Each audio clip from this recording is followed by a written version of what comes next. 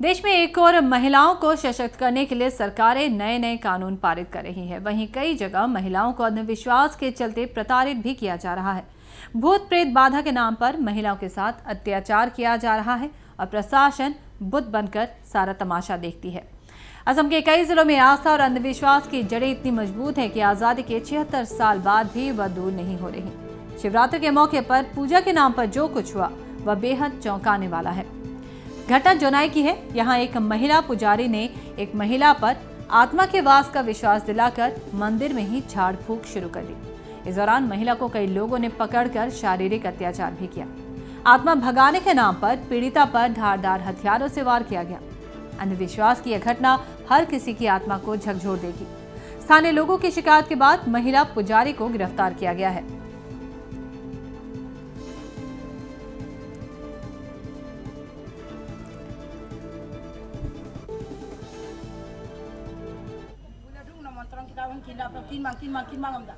কিনমাং বাইরে তাৰপিছত মই গোটক আইয়ে কিনমাং নপাত বুজন বাই মোটো দমা মোক দৰকাৰ মই আহিলো ঘৰলৈ আহাৰ পাছত কি কৈছে পুনৰ ন অমা পাছদি মৰি উলাইছিলে পাগলা নিচিনা হৈছিলে দুই নাইকা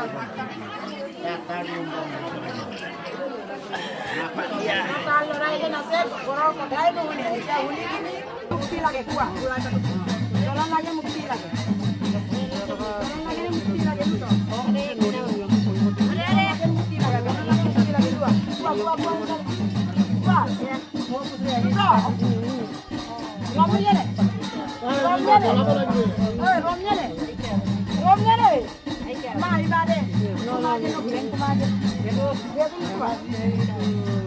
চিকিৎসা পদ্ধতি বেজ বা যাদু মন্ত্ৰৰে যি চিকিৎসা ব্যৱস্থা জনাইৰ নিচিনা এখন ব্যস্ত চহৰৰ মাজত যে চলি আছে সেই কথাটো দেখি আমি একদম অতিশয় আচৰিত হৈছোঁ। মানে অন্ধবিশ্বাস বিৰুদ্ধে ইমান অভিযান চলি আছে।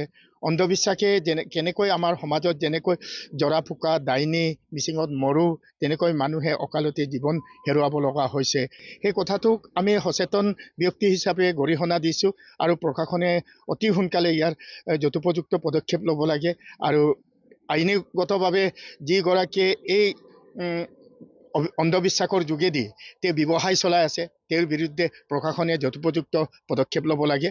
বিশেষকৈ এই ক্ষেত্ৰত সামাজিকভাৱে যিসকল সচেতন ব্যক্তি আৰু শিক্ষানুষ্ঠানৰ লগত জড়িত শিক্ষক শিক্ষয়িত্ৰীসকল আৰু জাতীয় সংগঠনৰ ছাত্ৰ ছাত্ৰীসকলে বিশেষকৈ সজাগতামূলক পদক্ষেপ ল'ব লাগে আৰু সক্ৰিয় পদক্ষেপ ল'ব লাগে।